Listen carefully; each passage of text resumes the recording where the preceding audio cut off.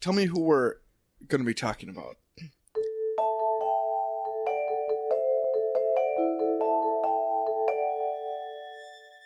Everybody, today I'm cooking up Southern style shrimp and Southern Cajun pasta on Joe's Kitchen.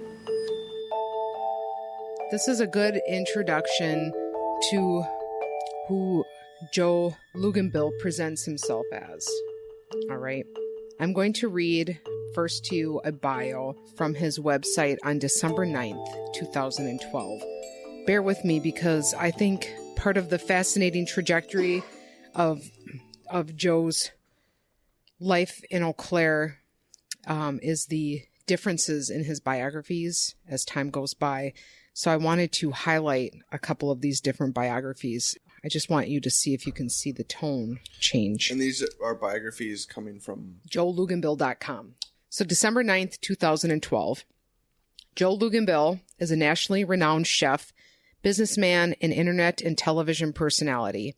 And yes, he is only 18, most well known for his web and radio shows of the same name, Joe's Kitchen. Luginbill blends his youthful energy and love of cooking to share his skills and passion with the world.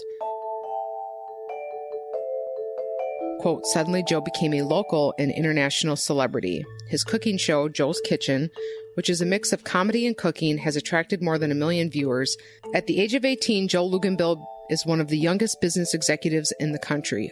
His work has been called, quote, very admirable by food guru Martha Stewart.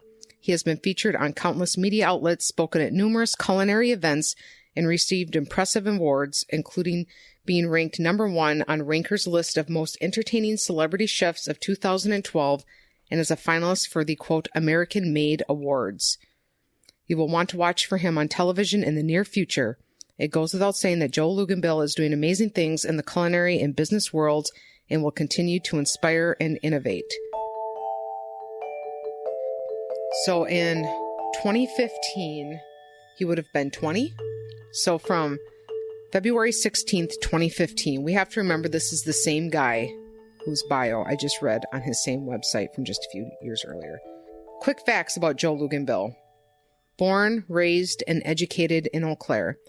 Homeowner and taxpayer, active member of Good Shepherd Church, private sector businessman, community-focused, serves on several boards, local volunteer.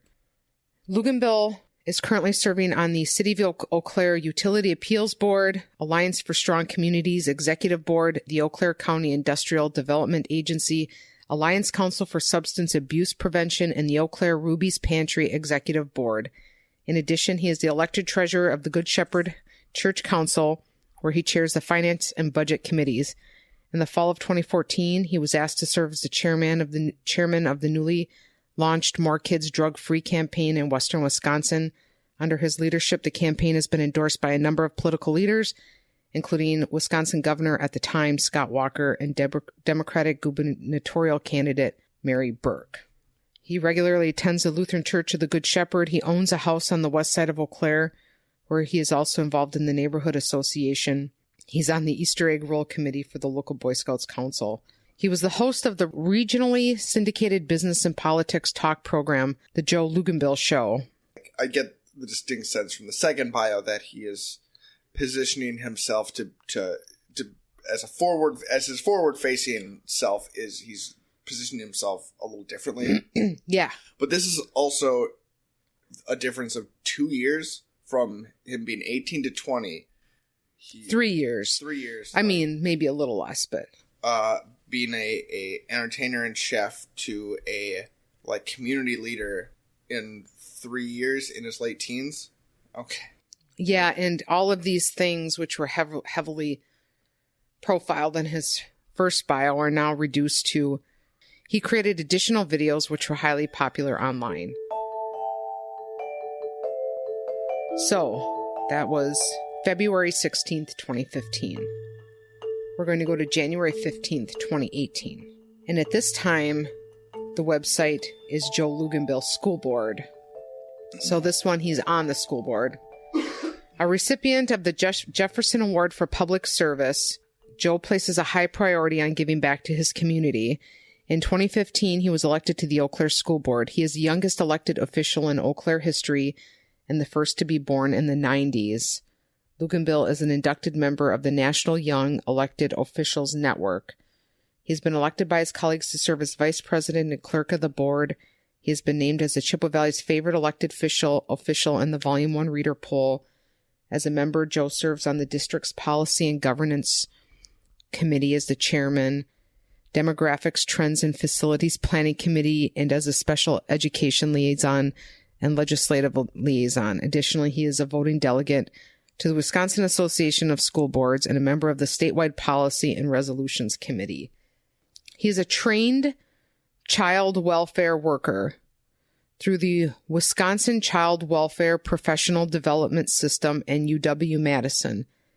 He holds professional designations in hazard communication from OSHA, ethics and boundaries from UW-River Falls, public information officer through FEMA, an organizational sustainability certificate from the Midwest Counter Drug Training Center, and Safe Spaces training from the AIDS Resource Center of Wisconsin. In 2012, he founded a namesake business to create brand and marketing content. Joe's work has been featured online and in retail locations including GlaxoSmithKline, Pushpage, Recipe Class, BAK, Celebrity Chef Network, My Ally, Recipes, Tudor, Silver Spring Foods, and Mega Foods. He was the host of a radio program, The Joe Luginbill Show, that aired through Blog Talk Radio. He has been the host of additional cooking and lifestyle videos and has worked in a brand ambassador capacity for a number of companies. Joe also lent his voice as the main character in a children's educational computer game, The Adventures of Captain Ion and Woody. So that's his bio in 2018. If you go to October 31st of 2019 and you click on About Joe, he's an effective leader, whether in the halls of the United Nations or through his work as a nonprofit and government leader. Joe has been an effective policymaker and fighter for children and families. Joe's ambition is to keep learning, keep creating, and keep exploring. His lifestyle, cooking, and edutainment content has reached diverse audiences from across the United States. He is a trusted and friendly face for consumers and brands alike. Inspired by his work as a child welfare professional serving children, Joe launched his 501c3 nonprofit children's foundation called the Luginbill Children's Foundation, an ambitious charitable enterprise with over a dozen programs serving youth. Sorry, the halls of the United Nations? Yeah, well, back in August 5th, 2019, it says that he was selected to participate in the 2019 International Forum on Youth Services in India. Luginbill said a full report on the summit will be presented to the United Nations. I'm not sure if that's where the halls of the United Nations comes from. Okay, so that is the Joe Luginbill that we've been presented with since 2012. The reason why we're talking about all of this is because there's been some cracks, right? And I think I would like to go back and visit a few of the local articles done on Joe. And then we can talk about the cracks that have been discovered by me with the help of some friends. So, if you're a listener of the show, maybe this is your first time listening because you're curious about this topic. I had posted a link to a story that Volume 1 did, and that story first was published on Thursday, September 6th of 2012. So before the story, the editor's note as of January 28th, 2020 says, recent news about former Eau Claire School Board member Joe Luginbill has drawn readers' attention to previous coverage of Luginbill, including this article and others published and aired by other local media outlets. In light of the news, some have called into question the veracity of Luginbill's claims about the early success of his internet cooking show, but to date, there has been no clear evidence presented that his assertions were either true or false. However, the YouTube view counts on his cooking shows were in fact present at the time this article was posted, which was the impetus for our coverage. All right. So back in 2012, Volume 1 wrote, Volume 1 is a local news and entertainment, I'd say more on the entertainment side of things, magazine. So back in 2012, they start hearing about this Joe Luginbill because of this paragraph I'm going to read to you from the story that Volume 1 did. With some additional filming help from his other sister, Anissa, who used their home video camera and some basic editing done on iMovie, Joe's Kitchen made its YouTube debut on what would have been Julia Child's 100th birthday, August 5th, 2012. By 11 a.m. on August 16th, it had already had an incredible 1.2 million views. You may be wondering why or how that is possible. Even Joe himself had a similar response, describing his instant popularity as, quote, kind of crazy, going on to define it as just luck and the perfect storm. Joe was notified via text from a friend that he was blowing up in the world of YouTube. He describes his initial reaction to the bulk of viewers and acknowledgement. My jaw dropped and I started laughing. It was kind of surreal. One of the major reasons for the massive amount of YouTube views, aside from his charismatic personality and comfort in the kitchen, may have been the recognition it received on Twitter the very same day that it was posted. In honor of celebrating Julia Child's birthday, her official Twitter page shared the Joe's Kitchen video, allowing it to be seen around the world by millions of people.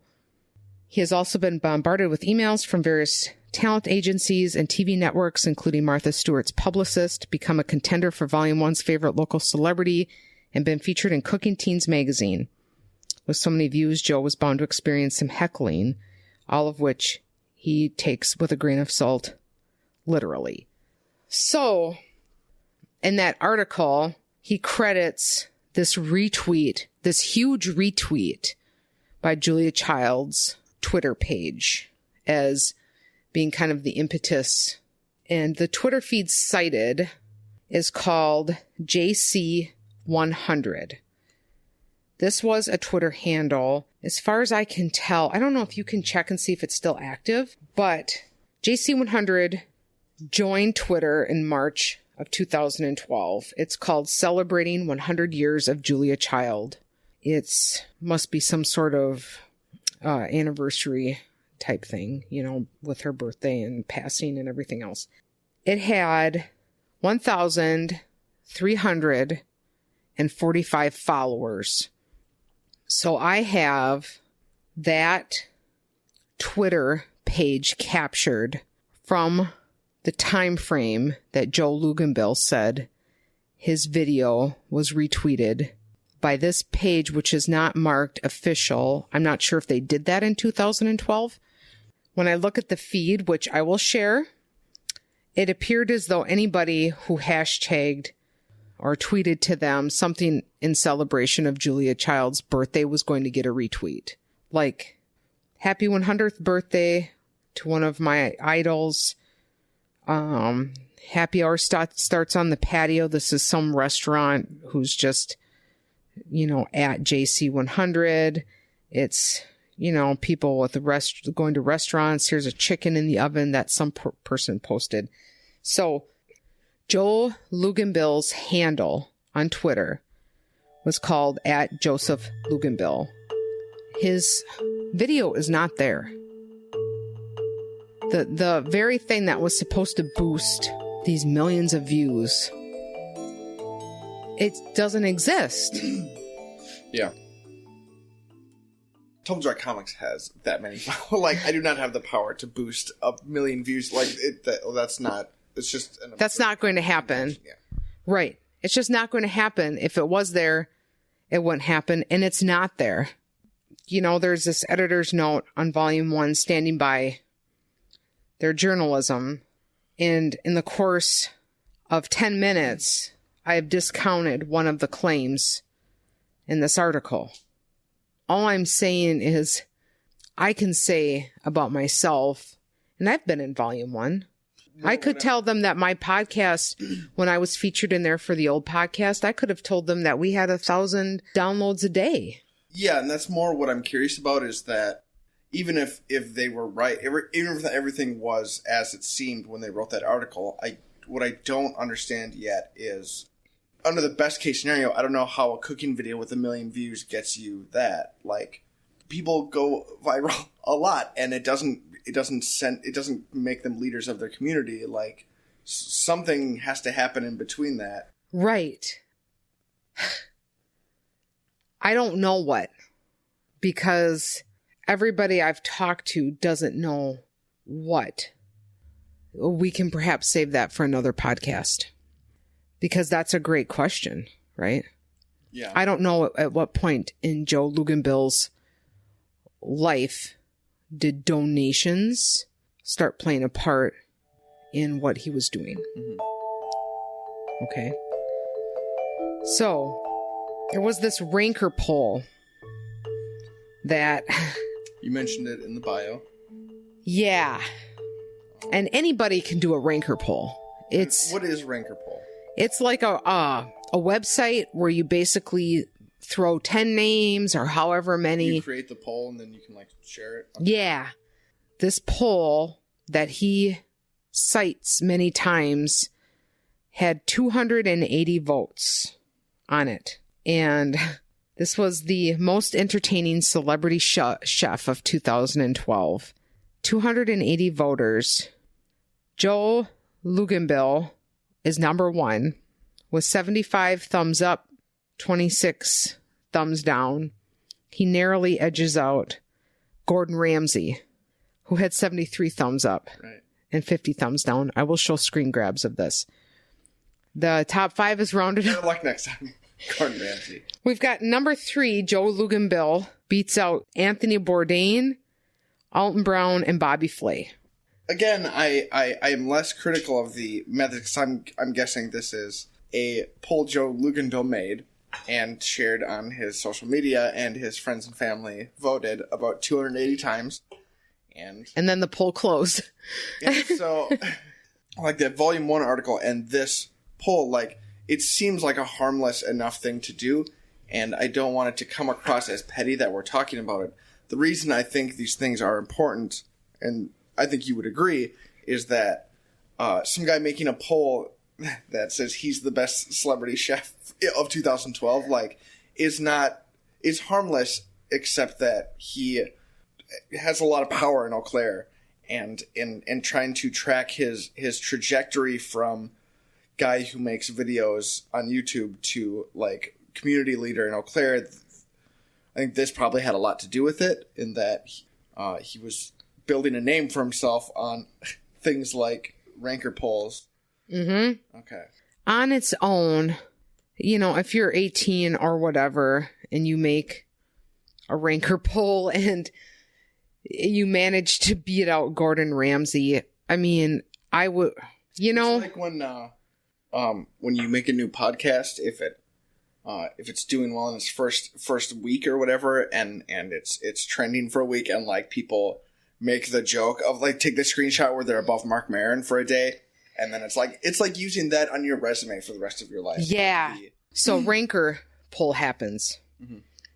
Then WEAU.com, TV13 is an NBC affiliate out of Eau Claire, Wisconsin. Post this, October 5th, 2012. Have you heard of Joe Luginbill? He's an Eau Claire teenager who's making quite a splash in the cooking world. His web cooking show, Joe's Kitchen, has millions of followers on YouTube, and he also has a radio show on Los Angeles Talk Radio. Okay, just a quick fact check.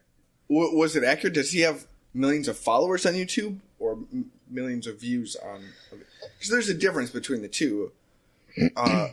You make money. You make a significant amount of money if you have millions of followers. Yeah, I believe it was millions of views. Okay. I would also believe that maybe WEAU doesn't know the difference. Right, okay. Especially in 2012. He was also recently ranked as the #1 most entertaining celebrity chef on the website ranker.com. Okay. Yep, this is now I'm figuring out. Okay, and then it goes on to talk about he's going to open some start some Luginbill Omni Media, diversified media, super corporation. All right. WEAU does this story. And what I have here is what you're already recognizing, what I wrote down. Okay, so let's talk about this for a minute. What do you see as a real problem here? Aside from the obvious Joe Luginbill self-promotion kind of... 18-year-old making YouTube videos and overstating his popularity is not uncommon, and it's not really offensive. But these articles, like the ones that are being written about him, are A, irresponsible, and B, they are the seeds of legitimacy that, like, the things that the news articles were written about based on matter less now, because now he has a news article about him, and that actually does have legitimacy. Absolutely. It's like the promotional equivalent of the guy who traded a red paperclip on eBay up and up until he bought a house. Like, that's what I feel like is happening right now. Yeah. Leader Telegram in 2013 had a story. Stewart wasn't the only big-name celebrity Luginbill was paired with. As his brand spread, he continued to receive interview requests from radio programs and congratulatory messages from well-known icons ranging from Donald Trump to former Wisconsin Democratic U.S. Senator Herb Kohl. His favorite interview was with Cardinal Peter Turkson of Ghana, one of the cardinals on the short list to be named the Pope. Peter... Have you looked for that interview? Yeah, there isn't an interview.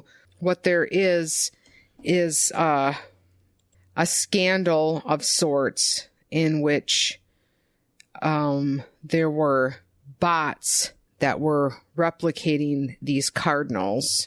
Like online? This was at like on social media? Yeah, it was on Twitter. Cardinal bots? Yeah. Okay.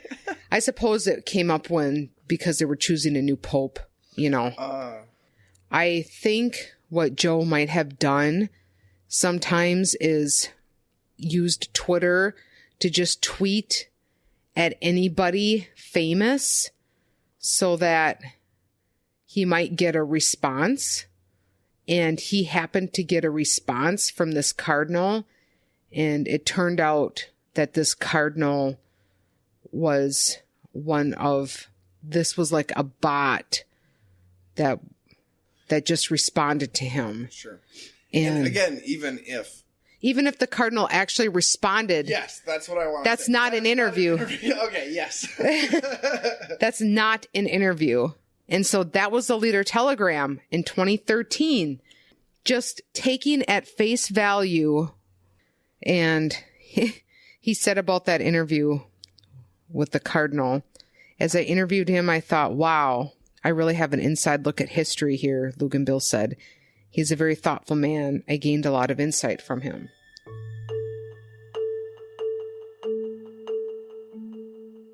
So this is all problematic. Not only his exaggerations, but even more so is a larger issue.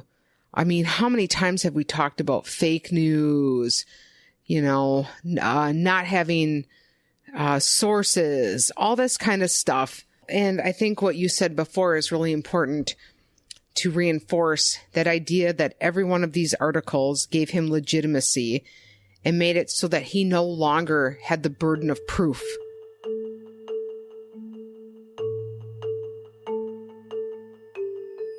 All right, so those are some examples of news stories.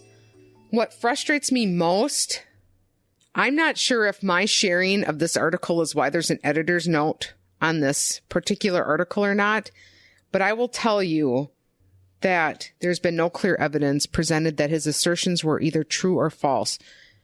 They are, whether or not they are arts and culture, entertainment, whatever, they are journalists. And that is on them to figure that out. It's not hard for me.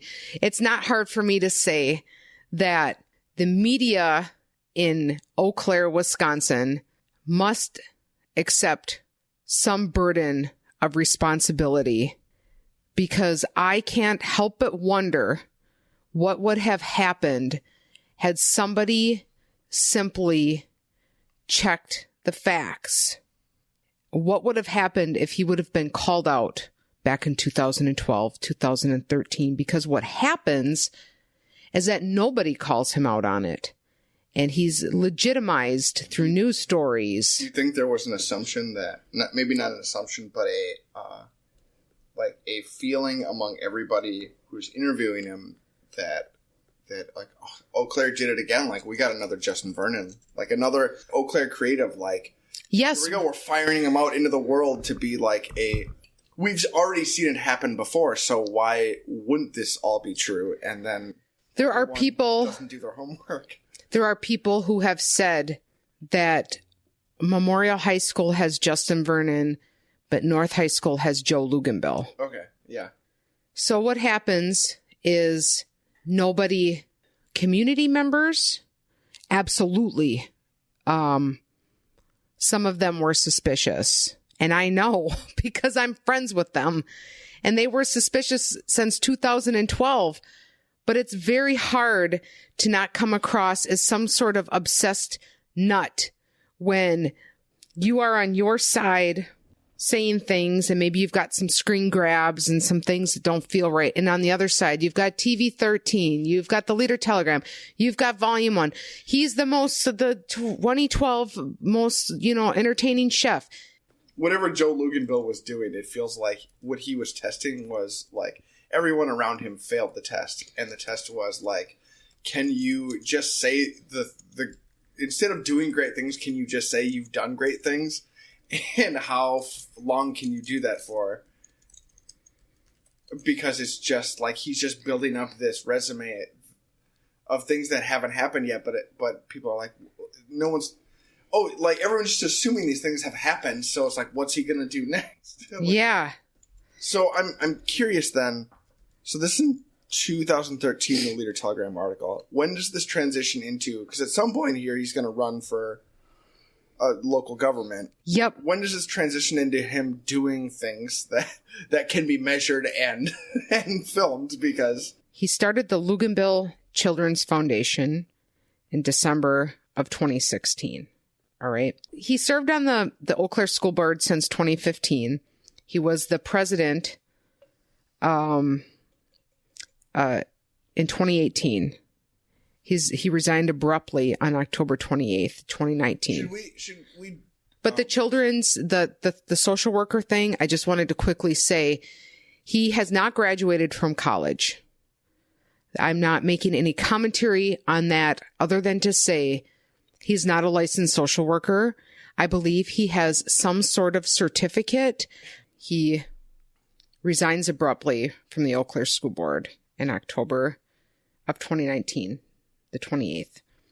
So right before he resigns, he spearheads the reopening of the State Theater in downtown Eau Claire, which is a historic property. It's a beautiful old building in some form of disrepair that went closed when Eau Claire built the Pablo Center. And it was sort of like, what's going to happen to the State Theater? We need to save the State Theater. Is there some way that we can keep this going, even though it was in a place where it couldn't serve as an entertainment venue anymore? It just, the amount of money required to repair it kind of negated, doing it for the seating number and all that stuff. So Joe Luginbill spearheads the reopening of the State Theater, which was purchased by Azara Properties, a smoke and vape shop in the area. And they decide, on top of that, that Joe Luginbill is going to be the guy to turn this dilapidated building into something amazing again. All right. So at the end of October, he has a reopening with a ribbon cutting. He's going to make this a multifaceted facility with office space for nonprofit groups, classrooms for workforce development programs, a theater, not to mention soon to be announced plans that will help draw the public in. So this was a huge event, right? And there were people very excited. All sorts of local politicians came and they were like, this guy is going to really make this building amazing. The Chippewa Valley LGBTQ plus group had office space in there. But last week on January 16th, like the lights literally go out on this, right? I find out that the Chippewa Valley LGBTQ plus group had a lease through the end of December that was abruptly broken by Joe Luginbill. They were paid rent through the end of the year, which as of yet they have not gotten back. There is a $20,000 plus Excel bill. None of this, unless it's news to you, is news to you at this point. This is why this series is happening, because of what I'm talking about right now. This is the thing that made people finally, it's almost like there was a wound opened up, and then suddenly out of all that came like years and years of skepticism that people feel like, I don't know if they finally feel like they can talk about things. I get the sense in the wake of all this, people were asking, how could this happen?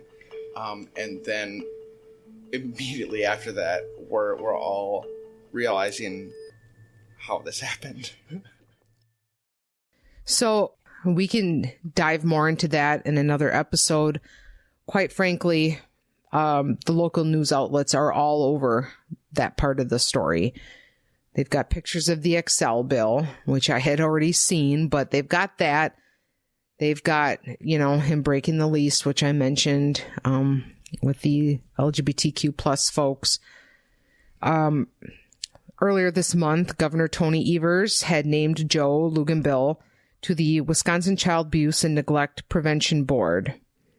A representative told WQOW that Luginbill submitted his resignation to Governor Evers on Friday, January 24th. That was 4 days ago. Yeah. Do you know where's Joe Luginbill been since 4 days ago? Joe Luginbill is in a bad place because he did bad things. Instead of being an advocate for children, what we don't even get into in this episode is the foundation, the lack of 990s, which are something you must file when you are a charitable organization of sorts. Where's the money? What happened to those donations? Why has Joe Luginbill been in Europe most recently?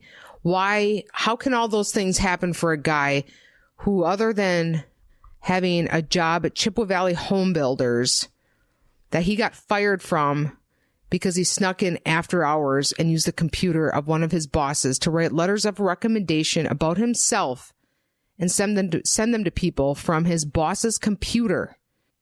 That's his experience with work, okay? How somebody like that can afford to go on trips and not be able to pay the bills for Excel to keep the lights on, as somebody who has identified as being gay, to literally turn the lights off on a local resource center for the very people he should be championing, is mind-boggling. I don't understand.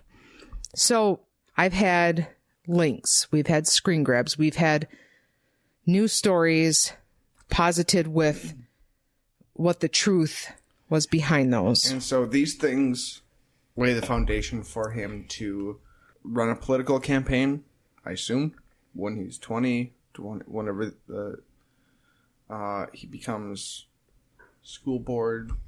He's a school board member, then a school board president. He makes a lot of friends who, as far as Eau Claire is concerned, are important people. Local politicians, business people, and such. And at some point, what I'm going to tell you next is one of the reasons why I wanted to do this episode, although everything else has been incredibly important. There's one thing that I know that you can't find, using search engines and, Wayback Machine and all those things. Carrie Kincaid was the president of the city council. She was a public servant for a long time. And she resigned on June 12th, 2018, abruptly. And you might be thinking, what does any of this have to do with Joe Luginbill, because he wasn't on the city council? She resigns from office. There were people on the city council who didn't even know she was resigning when she announced she was resigning. That's how abrupt it was. And I have sources that are ironclad, but I certainly would not tell you what I'm going to tell you allegedly happened unless I was certain of it, because I don't want to be sued. Okay. The story is that Joe Luginbill allegedly encouraged Carrie Kincaid to resign from the Eau Claire City Council because he had information about her of a sensitive nature, and that if she didn't resign, he would reveal it. And you might be wondering what Joe Luginbill would have to gain from essentially threatening, I don't know what you call that. Leveraging a city council. There we go. Member, president? Yep, she was the president. What could be gained from doing that? We're not going to sit here and spend a great deal of time talking about how he might have gained anything from that, except for the vice president of the city council then becomes the president when the president resigns until re-election. And the vice president of the Eau Claire City Council was Andrew Worthman, who then became the Eau Claire City Council president. Andrew Worthman and Joe Luginbill are very good friends. So who has something to gain from that?